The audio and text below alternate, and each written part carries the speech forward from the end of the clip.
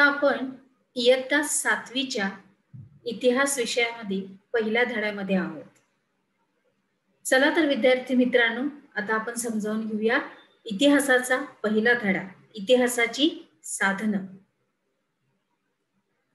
चला, आपण थोडीशी प्रस्तावनेमध्ये मला तुम्हाला काही थोडंसं सांगायचं आहे, तुमच्याशी थोडंसं बोलायचं आहे की आतापर्यंत आपण प्राचीन काळातील अभ्यास केलेला आहे. ह्याच्यामध्ये आपण सर्व प्रकारची वैदिक संस्कृती बघितलेली आहे. शिवाय आपण इतिहास म्हणजे काय हेही बघितलेलं आहे. परंतु या गोष्टीचा आता आपल्याला अजून विस्तारितरित्या संपूर्णपणे स्पष्टीकरणामध्ये आपल्याला आता अजून अभ्यास करायचा आहे, अजून त्याच्यामध्ये खोलवर जायचंय. तर त्याच्यासाठी आता आपण मध्ययुगीन कालखंडाचा अभ्यास करणार आहोत. आपण प्राचीन काळापासून आता मध्ययुगीन कालखंडामध्ये आलेलो आहे आणि त्याच्यामध्ये आता आपण प्रवास करत आहोत. तर त्याच्यामध्ये आता आपल्याला समजावून घेताना बघितलं तर मध्ययुगाचा कालावधी हा इसवी सनाच्या 9व्या शतकापासून ते 18व्या शतकापर्यंतचा मानला जातो. 9व्या शतकापासून ते 18व्या शतकापर्यंत हा कालखंड म्हणजे मध्ययुगीन कालखंड. आले लक्षात? आता पुढे, आता या पाठात आपण काय काय अभ्यास करणार आहोत? इतिहासाच्या साधनांचा अभ्यास. आपण या इतिहासाच्या साधनांचा अभ्यास त्याच्या अगोदर पण केलेला आहे, परंतु अजून आपल्याला विस्तारित अभ्यास करायचा आहे. चला तर सर्वप्रथम आपण परत एकदा इतिहासाची व्याख्या बघणार आहोत की ज्या ऐतिहासिक घटनेचा अभ्यास करायचा आहे, ऐतिहासिक होऊन गेलेली गोष्ट, त्याचा आपल्याला अभ्यास जर करायचा असेल तर त्याचा अभ्यास करताना त्याच्याशी निगडीत असलेल्या अशा अनेक गोष्टींचा आपल्याला विचार करावा लागतो. आता हा इतिहासाचा अभ्यास आहे आपल्याला आणि तिच्याशी संबंधित असलेला, तिच्याशी संपूर्णपणे ज्यांचा ज्यांचा संबंध येतो त्या प्रत्येक गोष्टीचा आपल्याला विचार करावा लागतो. मग आपण बघितलेलं आहे स्थळ, काळ, व्यक्ती, समाज हे आपण शिकलेलोच आहे त्याप्रमाणे. तर ह्याच्यासाठी आपल्याला ऐतिहासिक साधनांचा आधार घ्यावा लागतो. बरोबर आहे? ऐतिहासिक साधन, आणि ही ऐतिहासिक साधनं तपासून घेणं अत्यंत गरजेचं आहे की खरोखरच हा इतिहास ह्या गोष्टींशी निगडीत आहे का, ह्याचा काय संबंध आहे, कोण व्यक्ती ह्या इतिहासामध्ये आलेल्या आहेत, त्यांनी काय कार्य केलेली आहे, या सगळ्या गोष्टींचा आढावा आपल्याला घ्यावा लागणार आहे. आता मी एक छोटीशी इतिहासाची एक व्याख्या वरती लिहिलेली आहे. आपण बघतोच आहे, आपल्या उपक्रमामध्ये पण आहे की इतिहास हा शब्द कसा त्यांनी तयार केलेला आहे.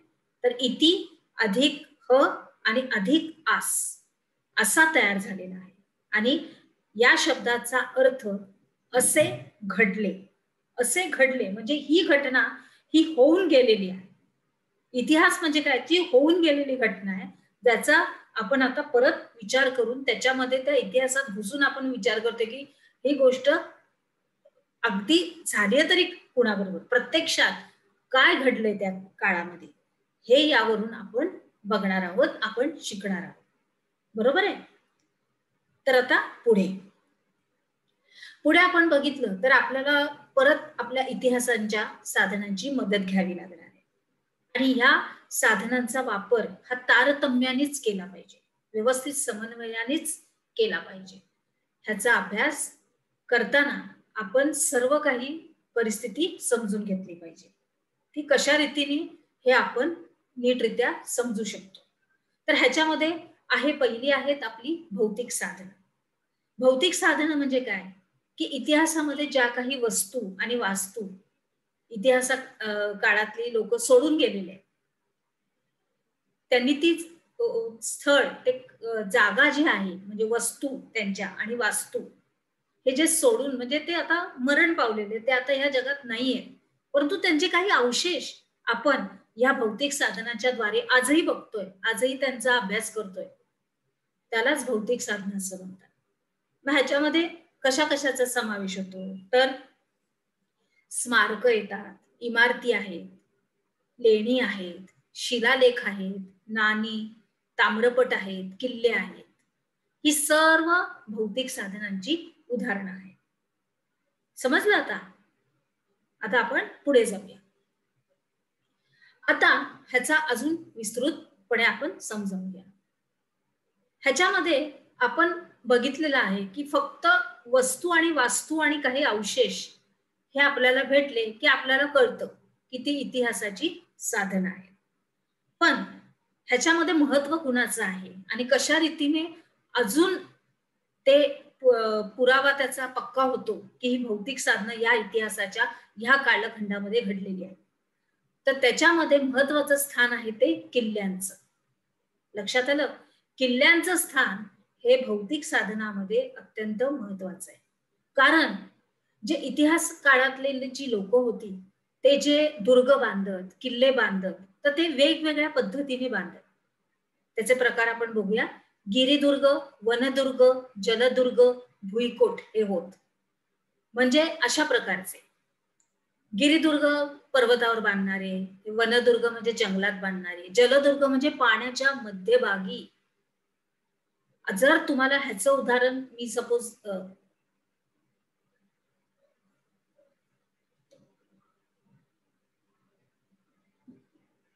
ह्याचं उदाहरण जर मी तुम्हाला दिलं तर जलदुर्गाचं, तर मी अगदी प्रामुख्याने उल्लेख करेन तो म्हणजे मुरुड जंजिरा हा किल्ला. हा किल्ला समुद्राच्या मध्यभागी बांधला गेलेला आहे. जलदुर्ग आहे तो, म्हणजे समुद्राच्या मध्यभागी बांधला गेलेला हा किल्ला आहे. ह्या किल्ल्याच्या आतमध्ये 7 गोड्या पाण्याच्या विहिरी आहेत. कसा बांधलाय बघा, म्हणजे पाण्याच्या आतमध्ये, ते पण समुद्रामध्ये, आणि समुद्रामध्ये तो किल्ला बांधून त्या किल्ल्याच्या आत 7 विहिरी आहेत आणि त्या पण त्या गोड्या पाण्याच्या आहेत. म्हणजे किती कलात्मक दृष्टीने, आरोग्याच्या दृष्टीने योग्य आणि प्रत्येक गोष्ट ही सोयीस्कर व्हावी अशा रीतीने तो बांधला गेलेला आहे. बघितलं? आणि भुईकोट, भुईकोट संपूर्णपणे सुरक्षाच्या दृष्टीने बांधलेली भिंतीने बांधलेला असा कडेकोट असा भुईकोट. बरोबर आहे? तर आपण जेव्हा ह्या वेगवेगळे किल्ले बघतो त्याच्यावरून आपल्याला बरोबर लक्षात येतं की हे इतिहासातल्या कोणत्या राजांनी केव्हा बांधलेला आहे. आता इतिहासाला म्हणजे आपले राजे आहेतच, म्हणून त्यांच्या किल्ल्यांना हे महत्व आणि त्यांनी कोणत्या प्रकारे किल्ले बांधलेले आहेत त्याचं हे विस्तारीकरण. बरोबर आहे? त्याच्यानंतर येतात ती स्मारक. स्मारकामध्ये काय काय येतं बघा. समाधी येते, कबर येते आणि विरगळ येते. मला याच्याबद्दल तुम्हाला सांगायचंय की समाधी म्हणजे एखादा मनुष्य जेव्हा मतलब मरण पावतो, पण त्याने काहीतरी खास अशी कामगिरी केली असेल इतिहासामध्ये, तर त्याची खास अशी समाधी बांधण्यात येते. त्याच्यावर त्याचा लेख लिहिण्यात येतो दगडावरती शिलालेखाच्या रूपाने. हे सुद्धा भौतिकच साधन आहे की हा व्यक्ती कधी मरण पावला, कशा रीतीने मरण पावला, म्हणजे युद्धात कशा रीतीने त्याने आपलं कार्य केलं, कशा रीतीने आपला संपूर्णपणे पराक्रम त्यांनी दर्शविला आणि मग त्याचं मरण आलं. ह्याच्यामध्ये नुसत्या मनुष्यांच्याच समाध्या नाहीयेत, तर त्यांच्याबरोबर काही प्राण्यांच्या सुद्धा आहेत. उदाहरणार्थ आपण घेतलं तर शिवाजी महाराजांचा कुत्रा, त्याची समाधी जर आपण बघितली रायगडावर बांधलेली आहे. शिवाजी महाराजांच्या समाधीच्या बाजूलाच ह्याची समाधी आहे. वाघ्या नावाचा कुत्रा होता. तर या प्राण्यांनी आपल्या धण्यासाठी म्हणजे शिवाजी महाराजांसाठी त्यांच्या जळत्या चितेमध्ये जाऊन उडी मारली आणि तो मरण पावला. जिवंत त्यांनी आपल्या स्वतःला देह आपला अग्नीत अर्पण केला आणि ते सुद्धा शिवाजी महाराजांच्या चितेमध्ये. म्हणजे जेव्हा शिवाजी महाराज मरण पावले त्यावेळेस त्यांना अग्नी देण्यात आला होता, त्यावेळेस हा कुत्रा सुद्धा तिथेच होता. तर तो धावत जाऊन त्यांनी त्या चितेत उडी मारली. जशी चिता पेटली तशी थोड्या वेळाने त्यांनी जाऊन त्याच्यामध्ये उडी मारली. म्हणजे किती प्रामाणिकपणा त्यांनी दाखवला. म्हणून ह्या वाघ्याची सुद्धा रायगडावर समाधी आजही तुम्ही जाऊन बघू शकता. चेतकची सुद्धा आहे, महाराणा राणा प्रताप सिंग त्यांचा घोडा, ज्यांनी ह्या एका डोंगरावरून दुसऱ्या डोंगरावर जाऊन उडी मारून आपल्या धन्याचा जीव वाचवला, म्हणजे महाराणा प्रतापांचा, आणि स्वतः मृत्यू पावला, त्याची सुद्धा समाधी बांधली गेलेली. म्हणजे मला म्हणायचंय की ह्याच्यामध्ये जर विस्तृतीकरण असेल तर समाधीमध्ये अशा रीतीने समाधी बांधण्यात येते. कबर तर तुम्हाला माहितच आहे. त्याच्यानंतर आली विरगळ. विरगळ म्हणजे इतिहासामध्ये ज्या लोकांनी खूप अतिशय कडक झुंज दिलेली आहे युद्धामध्ये किंवा कठीण प्रसंगामध्ये, आणि त्याच्यातून त्यांना वीरगती प्राप्त झालेली आहे, मरण आलेलं आहे, तर ते वीराचं मरण आहे. म्हणून त्यांची जेव्हा वास्तुती म्हणजे कबर बांधण्यात येते, समाधी बांधण्यात येते, तेव्हा त्यांना विरगळ म्हणतात. खास आणि विशिष्ट असा पराक्रम केलेल्या इतिहासातील ह्या लोकांसाठी येतो, जे अतिशय चांगल्या रीतीने त्यांनी झुंज देऊन मरण त्यांना प्राप्त झालेले. आलं लक्षात अगदी व्यवस्थित इथपर्यंत? आता पुढे शिकूया. इमारतीमध्ये राजवाडे, मंत्री निवास, राणी वसा, सामान्य जनतेची घरे यांचा समावेश होतो. आता राजवाडे. राजवाडे तर तुम्हाला माहितच आहे. इतिहासकालीन राजवाड्यांना आजही आपण भेटी देतो. काही त्यांच्या वस्तू संग्रहालयात ठेवल्या गेलेल्या आहेत, त्या पण आजपर्यंत आपण बघतो. त्या राजवाड्यालाच एका संग्रहालयाचं स्वरूप दिलेलं आहे. उदाहरण जर दिलं तर मी कोल्हापुरामध्ये शालिनी पॅलेस म्हणजे जुना राजवाडा, ह्याच्यामध्ये शाहू महाराज आणि त्यांचे जे पिढी होती त्यांचा दरबार, त्याच्यानंतर त्यांचे काही वापरण्यात येणारी वस्त्र, त्यांच्या खुर्च्या, त्यांची दालनं अजूनही इतकी व्यवस्थित ठेवलेली आहेत की आजही आपण जाऊन कोल्हापुरामध्ये ते बघू शकतो. आता हे तर मी एक उदाहरण देते तुम्हाला. अगदी साडी कोणती वापरण्यात येईल राणी, ते सुद्धा तिथं लिहिलेलं आहे. शिवाय पूर्ण दरबाराचा आराखडा त्या ह्याच्यामध्ये इमारतीमध्ये आहे, त्या राजवाड्यामध्ये. आजही तुम्ही जाऊन बघू शकता कोल्हापुरामध्ये जुना राजवाड्यामध्ये. त्याच्यामध्ये त्यांनी त्याचं संग्रहालय केलं. तो राजवाडा अजूनही आहे आणि जसा बांधला होता इतिहासामध्ये तसा तो अगदी मजबूत आहे. पुढची बाग, त्याच्यामधलं कारंज, कारंज आता चालू नाहीये, परंतु तिथली बाग, फुलबाग वगैरे अजून तशीच आहे. दुसरं आहे मंत्री निवास. मंत्री निवास म्हणजे या राजवाड्यामध्ये काम करणारे काही अधिकारी, काही मंत्री, त्यांचे राजे, त्यांचा राजवाडा, त्यांची घरं, ते पण. राणी वसा म्हणजे राण्यांना बांधण्यात येणारी विशिष्ट राजवाडे. ह्याच्यामध्ये आपण बघण्यात येतं की पूर्वीचे राजे आपल्या राणींसाठी एक खास आणि सुंदर असे महाल बांधायचे की ज्याच्यामध्ये कसलाही त्यांना त्रास होऊ नये किंवा कसलाही कसली दखल त्यांना दिली जात नसे किंवा कसलं नुकसान किंवा हानी नको पोहोचायला, म्हणून त्यांना एक स्वतंत्र अशी दालनं करून देण्यात येत असत. ती सुद्धा अतिशय सुंदररित्या ते सजवत आणि ठेवत. त्याच्यानंतर सामान्य जनतेची घरं, आपल्या त्यांचं आता जी प्रजा आहे त्या प्रजेची घरं कशा पद्धतीची होती ते सगळा आराखडा ह्याच्यामध्ये भौतिक साधनामध्ये समावेश आहे त्यांचा. पुढे इथपर्यंत लक्षात आलं व्यवस्थित तुम्हाला? बरोबर अगदी. चला तर पुढे जाऊया. यावरून आपल्याला त्या कालखंडाचा बोध होतो. आता ह्या सगळ्या गोष्टीवरून आपल्याला निश्चितच तो काळ कसा होता, कशी घरं होती, हे आपल्याला सगळा काही अंदाज येतो. वास्तुकलेची प्रगती समजते. वास्तुकला म्हणजे ज्याप्रमाणे त्यांनी ते राजवाडे बनवले आहेत, ती दालनं बनवली आहेत, त्यांच्या भिंती, त्यांच्यावरची नक्षी कशी बनवलेली आहे, ते सगळं काही आपल्याला याच्यावरून समजून येतं. पुढे आहे त्या काळातली आर्थिक स्थिती. निश्चितच विद्यार्थी मित्रांनो, हे खूप अत्यंत अजून महत्वाचं आहे की त्या काळातली ह्या भौतिक साधनांच्या वरून आपल्याला अंदाज येतो की त्या काळची आर्थिक स्थिती कशा रीतीने होती.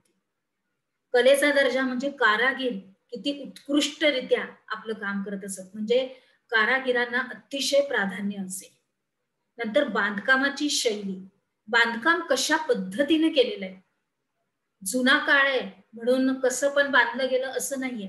प्रत्येक गोष्ट ही व्यवस्थित आणि काटेकोरपणे व्यवस्थित आखणी करून बांधली गेलेली आहे. प्रत्येक, मग ते शयनगृह असू दे, दिवाणखाना असू दे किंवा फुलबाग बाहेरची बाग असू दे, काही कोणतीही गोष्ट अतिशय व्यवस्थितरित्या कलेने बांधलेली आहे. त्याचं लोकांचं राहणीमान कशा पद्धतीचं होतं, हे सगळं काही आपल्याला या वास्तू आणि वस्तू आणि अवशेषावरून अगदी समजून येतं. बरोबर आहे? तर आता आपण पुढे जाऊया.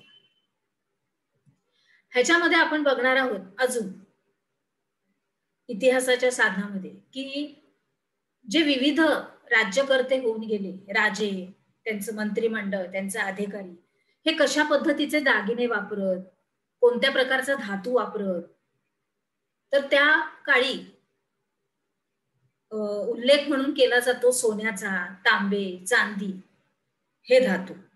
त्याच्यानंतर हे धातू वापरून तयार केलेली नाणी ही अत्यंत महत्वाची आहेत, कारण त्याच्यावर मोहर ते लावायचे आणि त्याच्यानंतर त्याचं नियम, काही नियमावली असायची, त्याच्यावर त्याची मोहर लागली जायची. त्या राजाची, विशिष्ट राजाची मोहर लावली जायची. म्हणजे या विशिष्ट राजांनी हा नियम बनवलेले आहेत, ही त्याची नियमावली आहेत, ह्या त्याच्या आज्ञा आहेत, अशा रीतीने. त्याच्यानंतर आपण बघणार आहोत या नाण्यांवरूनच त्यांचा काळ, राज्यकारभार, त्याच्यानंतर धार्मिक संकल्पना आणि ते व्यक्तिगत कसे होते, त्यांच्या ती व्यक्ती कशी होती, तो राजा व्यक्तिगत कशा रीतीने आपल्या खाजगी आयुष्यात आपल्या कुटुंबाबरोबर, त्याच्यानंतर आपल्या प्रजेबरोबर व्यवहार कशा रीतीने करत असे, हे सगळं या इतिहासाच्या साधनांवरून आपल्याला ओळखता येतं, अंदाज बांधता येतो आणि अनुमान काढता येतो की कशा रीतीचे हे लोक होते. त्याच्यानंतर आर्थिक व्यवहार आणि आर्थिक स्थिती, त्या काळी सुद्धा आर्थिक स्थिती त्यांची कशी होती, सुखसंपन्न, संपन्नता, विपुलता त्यांच्या राजवाड्यात, त्यांच्या प्रजेमध्ये हे जेवढी असणार, म्हणजे त्या असा तो राजा असणार, त्याचा राज्यकारभार हा उत्तम रीत्याने तो चालवत असणार, हे अगदी या सगळ्या इतिहासाच्या साधनावरून आपल्या लक्षात येतं. आलं? आता पुढे सम्राट अकबराच्या नाण्यांवरील आता काही आपण धार्मिक संकल्पनेमध्ये आपण आता प्रवेश करत आहोत. थोडस त्याच्याबद्दल आपण थोडीशी माहिती घेणार आहोत की सम्राट अकबर जे होते त्यांनी त्यांच्या नाण्यांवरती राम सीतेचं चित्र हे कोरलं होतं. बघा, अकबर आणि त्यांच्या नाण्यावर त्यांनी राम सीतेचं चित्र, म्हणजे धार्मिक संकल्पनेमध्ये धर्माला त्यांनी किती महत्व दिलं होतं.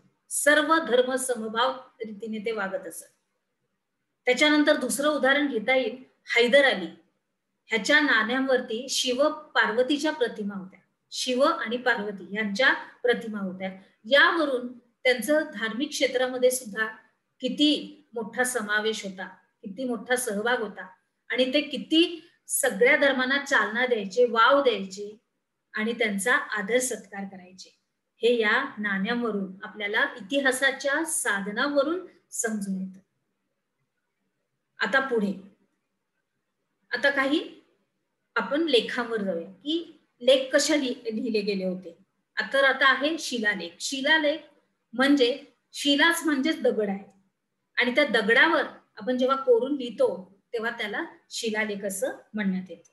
तर हा शिलालेख एखाद्या समाधीच्या बाजूला, कबरीच्या बाजूला, विरगळमध्ये तर शिलालेखावर त्या व्यक्तीचं चित्र सुद्धा कोरलं जायचं की ती व्यक्ती फक्त मजकूर लिहिला जायचा नाही, तर ती जी व्यक्ती जी वीरप्राप्तीने मरण पावलेली आहे तर त्या व्यक्तीचं चित्र सुद्धा त्या दगडावर कोरण्यात येईल. विरगळामध्ये संदेश तर आहेच, मजकूर तर आहेच, शिवाय त्या व्यक्तीचं चित्रपण किती कशी होती व्यक्ती, इतकं इतिहासाची साधनं आपल्याला मदत करतात इतिहास समजवायला. आता पुढे आता ह्याच्यामध्ये आपण बघणार आहोत की आपण काय काय शिकलोय, त्याच्यावरचे आपण प्रश्नोत्तर थोडे बघूया. मध्ययुगीन कालखंडाच्या अभ्यासात कशाचा समावेश होतो. त्याच्यानंतर भौतिक साधनाच्या कालखंडाचा बोध कसा होतो. नाण्यांवरून कशाची माहिती मिळते. धार्मिक समन्वयाची कल्पना ही कशावरून येते. या सर्व प्रश्नांची उत्तरं अर्थात तुम्हालाच राहायची. आता आपण दुसऱ्या विभागात प्रवेश करूया. चला तर